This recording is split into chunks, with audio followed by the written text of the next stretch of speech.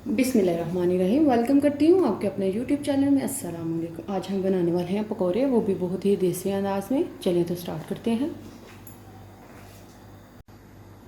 जी, तो आलू के पकौड़े बनाने हैं तो सबसे पहले चाहिए आलू। मैंने आलू को वॉश करके इस शेप में मैंने काटे हैं, बोल में डालेंगे।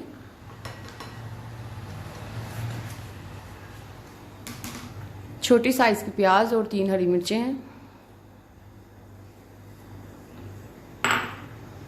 सूखा धनिया और गरम मसाला पाउडर। जी, तो 1 चम्मच मैंने लाल मिर्च ली है, 1 चम्मच नमक और हल्दी मैंने हाफ चम्मच ली है। चलिए ये डालते हैं। धनिया ऐड करेंगे, हरा धनिया। बेसन ऐड करेंगे।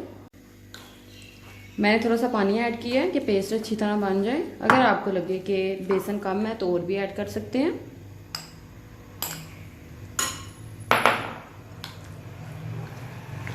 ये लीजिए, मिक्स करेंगे और पेस्ट रेड में कॉर्नफ्लावर ऐड करेंगे 1 चम्मच भर के। कॉर्नफ्लावर हमने 1 चम्मच ऐड कर ली है। इससे बहुत ही जो है क्रंची क्रंची बनेंगे। ये लीजिए, पेस्ट रेडी है हमारा।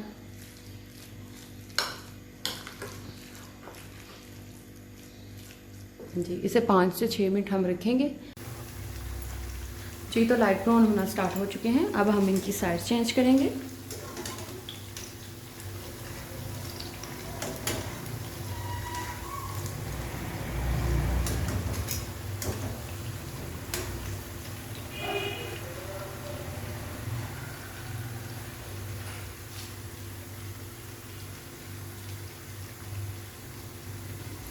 ऑलमोस्ट ये रेडी हो चुके हैं।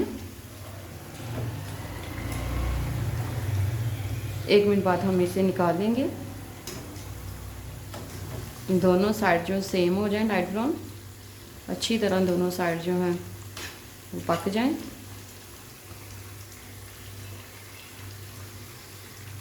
आग हमने मीडियम रखनी है, तेज़ नहीं रखनी, नहीं तो जल जाएंगे। इसी तरह हमने दूसरे भी पकौड़े रेडी कर लेने हैं।